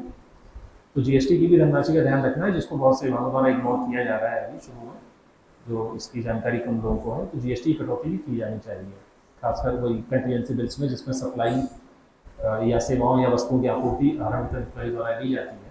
प्रत्येक अनुबंध या वर्क ऑर्डर के सापेक्ष यदि 2.5 लाख रुपए अथवा उससे अधिक की धनराशि या सेवाओं की आपूर्ति की गई है तो उस पर 1% एसजीएसटी और 1% सीजीएसटी, यानी कुल 2%, 1% एसजीएसटी यानी स्टेट जीएसटी और 1% सीजीएसटी यानी सेंट्रल जीएसटी कटौती की जानी चाहिए। इसके लिए प्रोविजन है, ये डीडीओ के लायबिलिटी है। और अगर सेवाओं की आपूर्ति या सर्विसेज की आपूर्ति, वस्तु या सेवाओं की आपूर्ति राज्य के बाहर से की जाएगी, सप्लायर राज्य के बाहर का हो, तो वहाँ पे वो आईजीएसटी, यस आईजीएसटी में 2% कटेगा, यानी जीएसटी कटौती की दर 2% ही है। ये डीडीओ की लायबिलिटी है कि वो कटौती करे। आयकर आप सब काटते ही हैं, आयकर की दर के लिए मैं आप लोग जैसे वेतन से, वेतन में हम व्यवहारिक रूप से होता है कि हर व्यक्ति अपनी आय के अनुरूप एक आकलन कर लेता है कि इस वित्तीय वर्ष में मुझे इतना आयकर देना होगा, और वो मासिक रूप से अपना अधिष्ठान में सूचित कर देता है कि मुझे प्रतिमाह मेरे वेतन से 2000 रुपये अथवा 1000 रुपये जैसी भी स्थिति हो अमुक धनराशि काट ली जाए, और वो उसके वेतन में ऐड हो जाती है डिडक्शंस में, और वो धनराशि कटती रहती है आयकर में। तो किसी भी देयक का भुगतान करते समय आवश्यक कटौतियां की जाएं, ये डीडीओ को ध्यान रखना है, ये एक महत्वपूर्ण पॉइंट है। सरकार के भुगतान के साथ आय पक्ष के प्रति सजग रहना बहुत जरूरी है।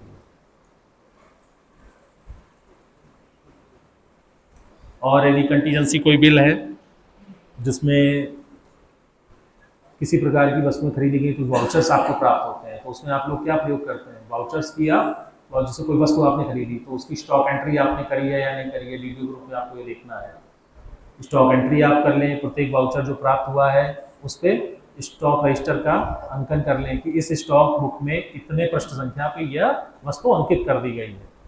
ये डीडीओ का कार्य है। कोई खरीद या किसी प्रकार की करते हैं उन वस्तुओं का अंकन अपने यहाँ स्टॉक बुक पे करें और उसका रेफरेंस वाउचर पे अंकित कर दें। इसे आप लोग प्रैक्टिकली करते नहीं होंगे, जो अधिष्ठान में काम करते हैं वो इस चीज़ को देखते होंगे। जी हाँ, अगर आप ऐसा नहीं करते हैं तो ऑडिट आपत्ति आपके लेखा परीक्षा के दौरान, आपके ऑफिस के ऑडिट के दौरान आप लगाई जा सकती है, ठीक है। तो आप जो वाउचर प्राप्त करेंगे वो स्टॉक एंट्री उस पर करेंगे। अब कंटीजेंसी का बिल बनाते समय मैंने क्या बताया कि सामान्य सिद्धांत तो सारे बिलों में एक जैसे ही है, जो बताया कि बिल भरते समय ये चीज़ है नहीं, पर वेतन बिल में थोड़े से एक दो चीज़ें हैं जो आपको अलग ध्यान रखनी है। जैसे मैंने बताया आयकर की कटौती करी गई है कि नहीं, या भत्ते वगैरह उनको मिल रहे हैं वो सही है या नहीं, वो उसके लिए पात्र है या नहीं, तो वेतन में इन चीज़ों का ध्यान रखना है। ठीक है, और वेतन बिल में वो शेड्यूल भी लगानी है, जैसे सामान्य भविष्य निधि की कटौती की गई है तो उसका शेड्यूल आप जब वेतन बिल के संग लगा के भेजेंगे, प्रेषित करेंगे, तभी हम उसको महालेखाकार को भेजेंगे और आपके जीपीएफ नंबर जो कि आपके आरबीयू या जीएयू ऐसी सीरीज से जारी होते हैं उसके सापेक्ष वहां पे अंकन होगा, क्रेडिट होगा उतना पैसा। ठीक है ना, आपके वेतन से जो जीपीएफ कटौती हो रही है तो इसलिए वेतन बिल में वो शेड्यूल भी लगे हैं कि नहीं, ये भी डीडीओ देखेगा। आनंद वितरण अधिकारी इस चीज को सुनिश्चित करेगा कि वो सारे रिपोर्ट्स लगी हों जो कटौती संबंधित हो। न्यू पेंशन योजना के बिलों को अलग बनाएंगे। ठीक है, ये एक एक लाइन में पॉइंट है, आपको सब याद रहेंगे, इसमें कुछ विशेष वो नहीं है, आप बस ध्यान दीजिएगा। तो अगर सावधानियां लिखने को आती हैं कि आरण वितरण अधिकारी के रूप में आपको किन सावधानियों को बरतने की जरूरत है या किन बातों का ध्यान रखना चाहिए, तो आराम से 10 से 12-15 बिंदु लिख सकते हैं, आपको ये सब आराम से याद आ जाएंगे और एक एक लाइन में आपको लिखना है। तो एनपीएस जो है 1 अप्रैल 2005 के बाद जो नियुक्त कर्मचारी हैं उनके लिए सरकार द्वारा न्यू पेंशन स्कीम, जो कि अब नेशनल पेंशन स्कीम में कन्वर्ट हो गई है, राष्ट्रीय पेंशन योजना कहा जाता है, उसमें उनके बिल बनते हैं, लेकिन वो बिल जीपीएफ वाले बिलों से अलग बनेंगे। तो ये पॉइंट का ध्यान रखेंगे कि वेतन बिल बनाते समय जीपीएफ वाले एम्प्लॉइज या नॉन एनपीएस के एम्प्लॉइज का वेतन बिल अलग और एनपीएस के वेतन बिल अलग बनाए जाएंगे, अलग ही बनता भी है, ध्यान रखेंगे। पहले शुरू में ये चीज़ मिक्सअप कर देते थे लोग, तो उससे बिल पास में बहुत प्रॉब्लम होती थी, तो उससे निर्देश है कि आप अलग अलग करेंगे। एनपीएस के देखिए, इसके अलावा आपके यहाँ जो भी नई नियुक्तियाँ होती हैं उनका एनपीएस खाता खुलवाने की प्रक्रिया आरण वितरण अधिकारी को ससमय जल्दी से जल्दी शुरू कर देनी चाहिए। ये प्रक्रिया बहुत तीव्र गति से संचालित होती है, इसलिए आपको अपने स्तर पर लेट नहीं करना है, आपको तुरंत एनएसडीएल के वेबसाइट से एक फॉर्म होता है CSRF GOV, गवर्नमेंट सेक्टर के लिए GOV शब्द के हो गए, तो CSRF फॉर्म नई पेंशन योजना के अभ्यर्थी के लिए प्रयोग किया जाता है उसका आवंटन करने के लिए। ठीक है, तो उस फॉर्म को डाउनलोड करके उस पर अभ्यर्थी की आवश्यक डिटेल्स भर के उसके संलग्नक लगा के, संलग्नक में बैंक पासबुक, पैन कार्ड, आधार कार्ड ये लगाए जाते हैं और एक कवरिंग लेटर डीडीओ की तरफ से लगाया जाता है एनएसडीएल पे, उसकी भी कवरिंग मौजूद है। उसके साथ में आवेदन किया जाता है कोषागार को, अपनी लॉगिन आईडी से ऑनलाइन आवेदन भी किया जाता है और फिजिकल पेपर भी सबमिट किया जाता है, दोनों चीज़ें अपनाई जाती हैं।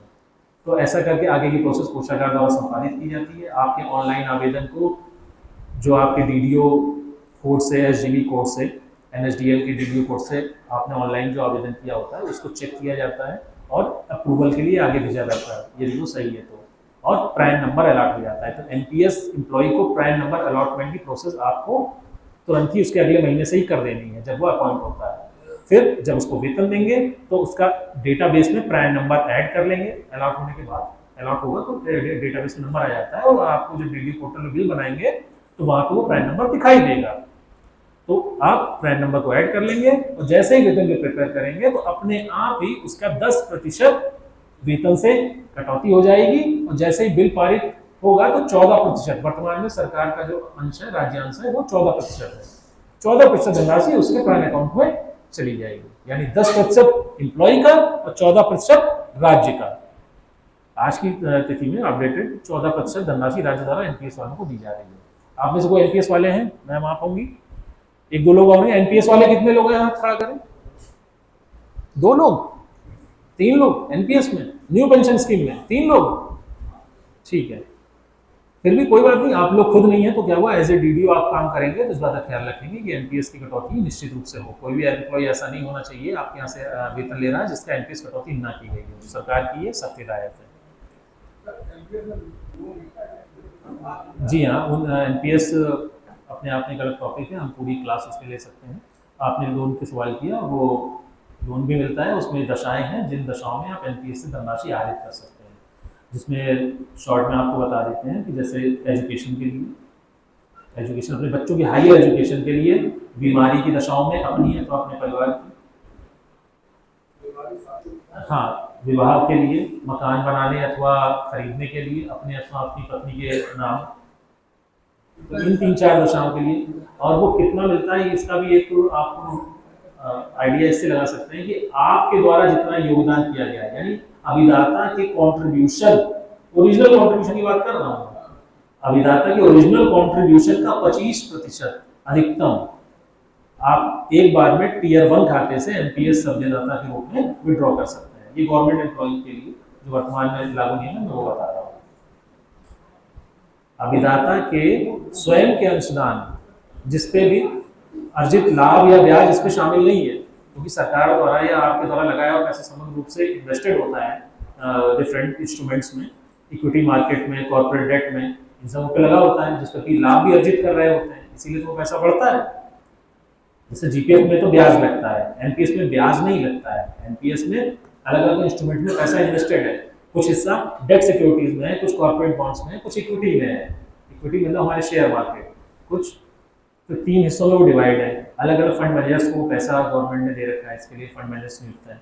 तो उस पैसे में जो एप्रिसिएशन होता है, जो वृद्धि होती है, वो आपके इन्वेस्टेड पैसे को बढ़ाती है।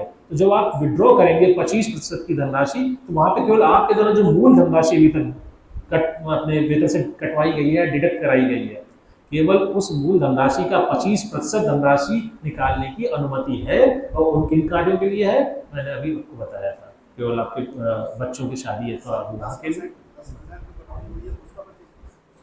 जी, जो 10% आपने कटवाया है पैसा अपने वेतन से, नहीं वो उस पर रिफंड का भी कोई इंस्ट्रक्शन नहीं है। मतलब वो पैसा आपको मिल जाएगा, उसके बाद वापस उसे नहीं कटवाना है आपको। अभी तक वर्तमान में ऐसा कोई इंस्ट्रक्शन नहीं आया है कि आप उसे वापस कटवाएं, मतलब वो स्थायी रूप से आपको मिल जाएगा, उसकी पुनर्कटौती आपके वेतन से नहीं की जाएगी। जीपीएफ में अस्थायी होता है, पैसा आप वापस कटवा सकते हैं अपने जीपीएफ में। एनपीएस में ऐसी व्यवस्था अभी तक नहीं है, ऐसा निर्देश नहीं है। ठीक है, एनपीएस के बारे में आपने एक जनरल व्यू मैंने आपको बता दिया, इस पे डीप में आप काफ़ी चीज़ें और भी हैं, कुछ एस्पेक्ट्स हैं इसके विड्रॉल से रिलेटेड और पेमेंट और इन्वेस्टमेंट से रिलेटेड, तो आप उसको अलग ही क्लास में से पढ़ सकते हैं। तो एनपीएस की कटौती का डीडीओ ध्यान रखिएगा वेतन जारी करने से पहले। ठीक है, जीपीएफ का तो रखता ही है, एनपीएस के बिल अलग बनेंगे, एनपीएस कटौती है कि नहीं, टैक्सेस कटेंगे नहीं, इन चीज़ों को सबको ध्यान रखेंगे। कंटीजेंसी बिलों में ये चीज़ थोड़ा सा ध्यान रखेंगे कि सप्लायर को टैक्सेस पेमेंट किए गए हैं कि नहीं, और टैक्सेस कटे हैं या नहीं पेमेंट करने से पहले। ठीक है, और एक चीज़ बहुत महत्वपूर्ण है कि यदि कोई सेवाएं अथवा वस्तुएं आपने खरीदी हैं या ली हैं, तो वो सेवाओं को संतुष्टिपूर्ण होने का प्रमाण पत्र आपको अवश्य प्राप्त कर लेना चाहिए। यानी कोई सर्विसेज आपने ली हैं या कोई वस्तुएं खरीदी हैं, तो वस्तुएं कार्य कोई कराया है या सेवाएं ली हैं तो कार्य पूर्ण हुआ है या नहीं, या कोई सर्विसेज जो आपने ली है तो सेवाएं संतुष्टिपूर्ण है या नहीं, इस आशय का प्रमाण पत्र आपको लेना आवश्यक है। ठीक है, और जो बिल आप लोगों के द्वारा प्रस्तुत किए जाएंगे कोषागार से, जब वो पारित हो जाते हैं तो आप उसका ट्रांजेक्शन डिटेल प्रिंट करके रख लेंगे। ये एक अभिलेख के रूप में आप रखेंगे, जिससे भविष्य में ऑडिट में भी आप उसे चेक कर सकते हैं, और स्वयं की सहायता के लिए कोई क्वेरी होने पर, कोई समस्या होने पर बैक डेट में आप चेक कर सकते हैं कि जो बिल हमने प्रस्तुत किया था वो ट्रांजेक्शन डिटेल उसकी देख करके कि ये पेमेंट हुआ था या नहीं हुआ। तो ट्रांजेक्शन डिटेल प्रिंट करके रखना अनिवार्य कार्य है। जो भी देयक आहरण वितरण अधिकारी के रूप में आप भेजेंगे, उस देयक के पारित होने के बाद उसकी ट्रांजेक्शन डिटेल प्रिंट करके आप जरूर रखेंगे। ठीक है, कि वो सक्सेस हुआ है या नहीं हुआ। और यदि सक्सेस नहीं हुआ तब आप क्या करेंगे, बिल अगर कोषागार में प्रिंट पारित हो गया लेकिन वो सक्सेस नहीं हुआ, तो आप चेक करेंगे डीडीओ पोर्टल पे कि वो बिल फेल तो नहीं हुआ है। ठीक है, इस पूरी प्रोसेस को ध्यान रखिएगा, ये एक दूसरे जुड़े हुए स्टेप्स हैं सर। ठीक है, कि ये करेंगे, ये हुआ तो ठीक है, ये नहीं हुआ तो फिर क्या करना है। तो ऐसे ही जब बिल यदि पारित करने के लिए भेज दिया, कोषागार ने पारित कर दिया, क्रेडिट हो गया अमाउंट, सब तो ठीक है। और यदि नहीं हुआ तो आपको चेक करना है अपना रिटर्न ट्रांजेक्शन। उस दशा में रिटर्न ट्रांजेक्शन हो जाता है, जब बिल फेल हो जाता है, मान लिया खाता गलत है किसी का, तो पैसा क्रेडिट नहीं होगा और वो वापस डीडीओ के पास 8670 एक हेड होता है, वहां से बिल बनाने के लिए वापस डीडीओ के खाते में चला जाता है और डीडीओ द्वारा लॉग इन करके अपने डीडीओ पोर्टल पे उस धनराशि को पुनः बिल बनाया जा सकता है। समान धनराशि का जो धनराशि फेल हुई है उसको बनाने के लिए 8670 हेड का प्रयोग किया जाता है। मुख्य लेखा शीर्षक 8670 है, ये 8670, ये जी हाँ 8670 8670 हेड, इसका प्रयोग 8670 कह दीजिए या 8670 बोलचाल की भाषा में, अथवा 8670 इसका प्रयोग किए मुख्य लेखा शीर्षक का प्रयोग रिटर्न ट्रांजेक्शन बिल बनाने के लिए किया जाता है। और ये बिल बनाते समय हम ये भी तो देखेंगे कि जो बिल फेल हुआ था किस कारण से हुआ था। अगर अकाउंट बंद है तो हम दूसरा अकाउंट उसका लेंगे या उस अकाउंट को रीओपन करवाएंगे, जैसी भी स्थिति होगी उसको पहले रिजॉल्व करेंगे इशू, उसके बाद बिल बनाएंगे। और 8670 यानी रिटर्न ट्रांजैक्शन बिल बनाते समय उसमें ओल्ड टोकन नंबर का मेंशन किया जाना जरूरी है, जो अब ऑटोमेटेड है, आपको मेंशन खुद नहीं करना है, वो ऑटोमेटिक प्रिंट होकर के उस पर आ जाता है। तो आपके द्वारा किए जाने वाले बहुत से काम सॉफ्टवेयर में इनबिल्ट कर दिए गए हैं, आपकी जिम्मेदारियां थोड़ी सी घटा दी गई हैं, जिम्मेदारियां तो पूरी हैं, आपके काम थोड़े घटा दिए गए हैं, बहुत चीज़ों में आप रिलैक्स होकर काम कर सकते हैं। ठीक है, और कुछ बातें ध्यान रखनी पड़ेंगी। देखिए, बिल प्रस्तुत तभी करेंगे, ये एक सैद्धांतिक बात भी है, कि जिस धनराशि के आहरण की तात्कालिक आवश्यकता हो, यानी जिसका आहरण किया जाना जरूरी हो, केवल बिल तभी प्रस्तुत किया जाएगा। भुगतान या आहरण के लिए जब प्रस्तुत किया जाएगा या बनाया जाएगा जब इसकी तात्कालिक आहरण की आवश्यकता हो, यानी पेमेंट किया जाना बहुत जरूरी हो तभी, वरना उस पैसे को हम यूज नहीं करेंगे। दोहरा आहरण नहीं होना चाहिए। बिल प्रस्तुत करते समय ध्यान रखना चाहिए कि कहीं जो वाउचर अथवा वेतन बिल या एरियर जिसका भी हम पेमेंट कर रहे हैं उसका पेमेंट पहले तो नहीं हो चुका। ठीक है, इसीलिए हम कैश बुक बनाते हैं, स्टॉक रजिस्टर्स रखते हैं या ट्रांजेक्शन बिल्स रखते हैं, ये सारे बिल इसलिए रखे जाते हैं कि हम चेक कर सकते हैं दोबारा पेमेंट नहीं होना चाहिए। ये एक वित्तीय अनियमितता है और आहरण वितरण अधिकारी की इस पर रिस्पॉन्सिबिलिटी फिक्स की जाती है। और कुछ जगहों पे कुछ कार्यालय ऐसे होते हैं जहाँ पे अलग अलग प्रकृति कार्य होते हैं, जैसे कि मेला, भ्रमण या गोष्ठी वगैरह का आयोजन किया जाता है या प्रशिक्षण आयोजन किया जाता है, जैसे आपके यहाँ है। तो उस तरह के जब बिल देख कोषागार में आप भेजेंगे, भेजते समय, भाई आप डीडीओ है ना, आप डीडीओ ग्रुप में काम कर रहे हैं, तो इस तरह के अगर आयोजन आपके यहाँ हुए हैं, कोई मेला, भ्रमण, गोष्ठी अथवा प्रशिक्षण, तो वहाँ पे उस देयक के अंतर्गत इस चीज़ आशय की पूरी डिटेल्स या पूरा विवरण संलग्न करना चाहिए कि प्रशिक्षण था तो उसकी अवधि क्या थी, प्रशिक्षण का स्थल क्या था, प्रशिक्षण की प्रकृति क्या थी, यानी किस उद्देश्य से हो रहा था, प्रशिक्षणार्थियों की संख्या क्या थी, और प्रति प्रशिक्षणार्थी किया जाने वाला व्यय का जो बाइफर्केशन है, यानी व्यय में भी कौन कौन चीज़ों के लिए क्या क्या व्यय था, यह स्पष्ट रूप से देयक पे मेंशन होना चाहिए। ठीक है, जिससे कि पारण करते समय कोषागार को सारी सूचनाएं मिल सकें और बिल आपका ससमय पारित हो जाए। तो आहरण वितरण अधिकारी के रूप में आप चीज़ें जितनी क्लैरिफाई करके भेजेंगे उतना आपके लिए आसान होगा। इसी तरह सब्सिडी वगैरह यदि किसी कार्यालय में पेमेंट की जा रही है तो सब्सिडी पाने वाले लाभार्थी हैं, उनकी नाम और अनुमोदित सूची तथा सब्सिडी की दर, ये सब स्पष्ट उल्लेख होने चाहिए। इसी तरह कोई लाभार्थी परक योजनाएं हो गई, जैसे पेंशन वगैरह होती है, पेंशन जो गवर्नमेंट से पेमेंट होती है, तो उसमें भी लाभार्थी की अनुमोदित सूची संलग्न होनी जरूरी है, और प्रति व्यक्ति जो लाभ की दर है और धनराशि उसका भी मेंशन होना चाहिए। तो एक सामान्य सिद्धांत है जो अलग अलग तरह के बिलों में आप लोग ध्यान रखेंगे।